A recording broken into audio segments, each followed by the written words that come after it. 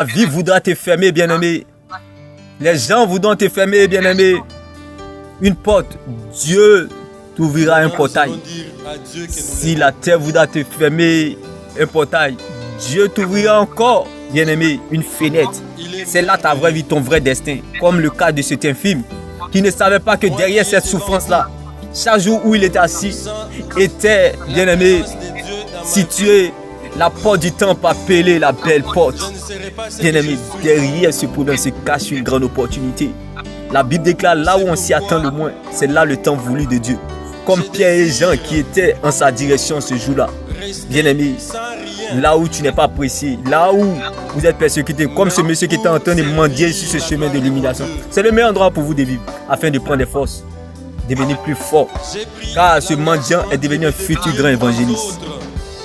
Oui, bien-aimé, là où la terre voudra vous déterrer, comme ce monsieur infirme depuis sa naissance, c'est là Dieu, bien-aimé, sera prêt. Le ciel sera prêt à vous exposer. Là où la terre voudra vous faire tomber, le ciel sera prêt à vous exposer. Comme ce cas, c'est un film malade depuis sa naissance. Là où la vie, les hommes ou la terre voudront vous déterrer, Dieu vous plantera et vous fera repousser. Comme ce monsieur bien-aimé.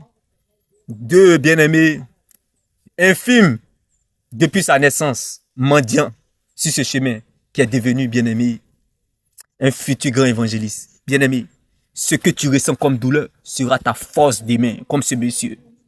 Oui, ce qui te fait pleurer aujourd'hui sur ce chemin de l'humiliation, de honte, de frustration, de moquerie, sera la cause de ta louange demain, dans le temple, bien-aimé, comme le cas de ce monsieur. La Bible pouvait nous le dire, toute la foule le voit marcher et chanter la louange de Dieu. Les gens le reconnaissent. C'est lui qui était assis à la belle porte du temple pour mendier. Alors, ils sont effrayés et très étonnés à cause de ce qui arrive à l'infime.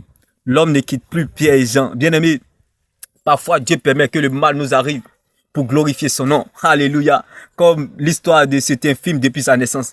Parfois, Dieu permet que le mal nous arrive, bien-aimé, pour grandir son nom dans notre vie. Parfois, Dieu permet que le mal nous arrive, bien-aimé, pour que nous soyons un témoignage vivant pour la gloire de son nom. Parfois, Dieu permet que le mal nous arrive pour nous cacher, comme le cas de cet infime malade depuis, bien-aimé, sa naissance. Et Pierre était en sa direction ce jour-là. Parfois, Dieu permet que le mal nous arrive pour nous cacher, bien-aimé, ceux qui ne te voient plus, comme le cas de cet infime qui est allé dans le temple et il a reçu sa guérison, sa liberté, sa joie. Bien-aimé, ceux qui ne te voient plus, qui ne disent pas que tu es mort, car c'est l'Éternel qui t'a pris pour te former. Quand tu reviendras sur scène, mon Dieu te rétablira encore. Comme ce mendiant infime qui est devenu un futur grand évangéliste. Laisse-moi t'annoncer cette bonne nouvelle en ce jour. Parfois, Dieu permet que le mal nous arrive, bien-aimé, pour nous protéger. Parfois, Dieu permet que le mal nous arrive, bien-aimé, pour ne pas que nous nous perdons.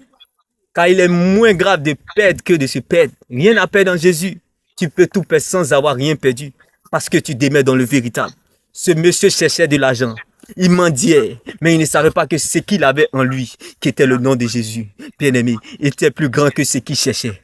Bien-aimé, il ne savait pas que, bien-aimé, celui qu'on porte est devenu celui qui porte maintenant. Des mendiants, il est devenu un évangéliste. Alléluia. Que cela soit ton partage, bien-aimé. Dans tes périodes difficiles, donne ton Isaac à Dieu. Bien-aimé, donne ton Isaac à Dieu comme Abraham a donné son Isaac. Même Dieu, même les hommes parfaits. Car Dieu a tant aimé le monde qu'il a donné son Fils unique, afin que quiconque croit ne périsse pas, mais qui ait la vie éternelle. Il n'y a pas plus grand amour que de donner sa vie pour ses amis. Il n'y a pas plus grande joie que de donner. Bien-aimé, dans tes périodes difficiles, donne ta vie à Dieu. Accepte le Christ. Sois utile pour lui. Si la joie te manque, essaie l'évangélisation. Car Paul et Silas étaient en prison, l'évangile n'était pas prisonnier. Bien-aimé, tu es utile pour le royaume de Dieu. Car lorsque tu sers de pont entre Dieu et les humains, tu provoques un concert au ciel. Bien-aimé. Bien-aimé dans le Seigneur, Dieu permet parfois que le mal nous arrive, bien-aimé, pour que nous soyons humbles. Dieu permet que le mal nous arrive, bien-aimé. Ce monsieur qui mendiait a eu compassion plus tard des mendiants et des pauvres et des veuves. Voyez-vous, La vraie humilité, c'est de reconnaître la valeur de ceux qui nous ont relevés lorsqu'on était en bas. Alléluia. La Bible déclare, cet homme ne quitte plus Pierre et Jean, bien-aimé. Que ce que tu traverses, cette longue attente, comme cet infirme qui était malade depuis sa naissance, que cela soit le meilleur moyen utilisé par Dieu pour que lorsque tu sortes là, tu ne l'oublies jamais. Tu ne quittes plus jamais Dieu. Car la vie sans Dieu, bien-aimé, est une fin sans espoir. Excuse-moi pour le thème, la vie sans Dieu est une fin sans espoir. Mais la vie avec Dieu est un espoir sans fin. Laisse-moi t'annoncer cette bonne nouvelle en ce jour, bien-aimé. Parfois, Dieu permet que le mal nous arrive, bien-aimé, pour que nous soyons humbles.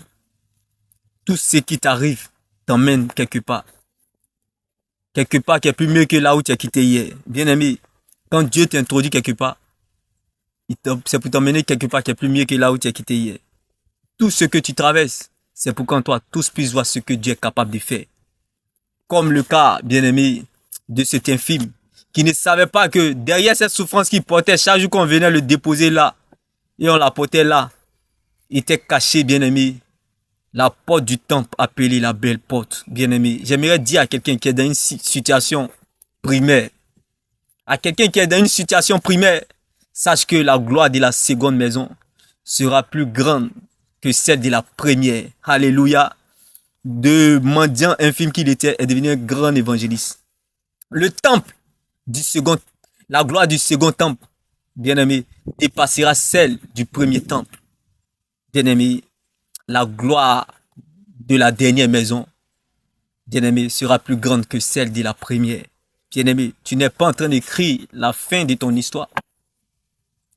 C'est juste une période de la vie et non la fin de ta vie.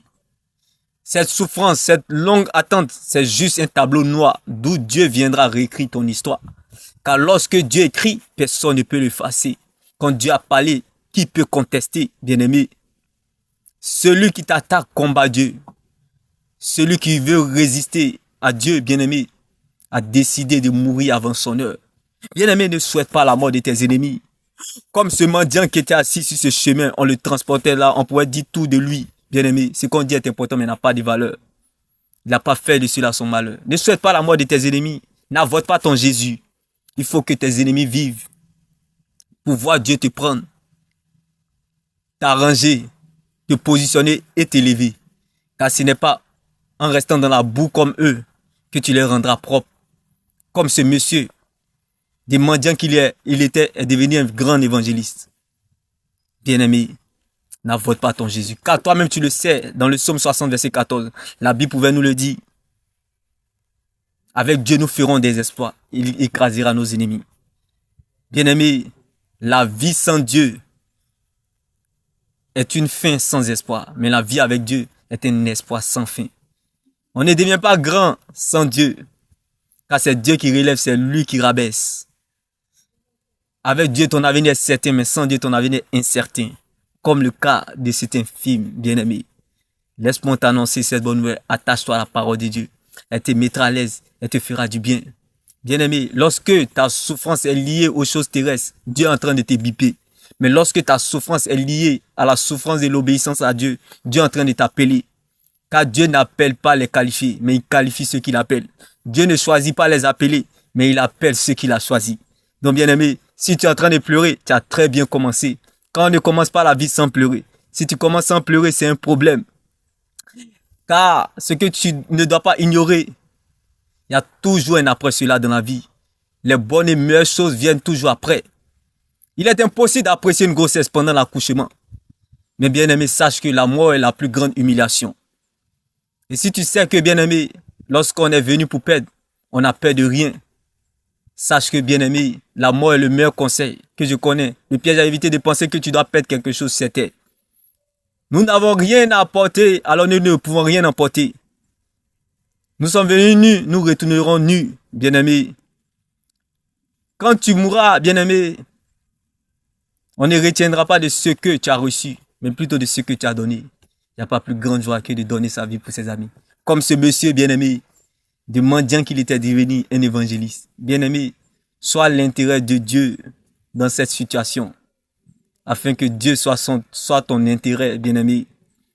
afin que tu sois l'intérêt de Dieu, bien-aimé, dans tes difficultés. Dis-moi béni. Shalom.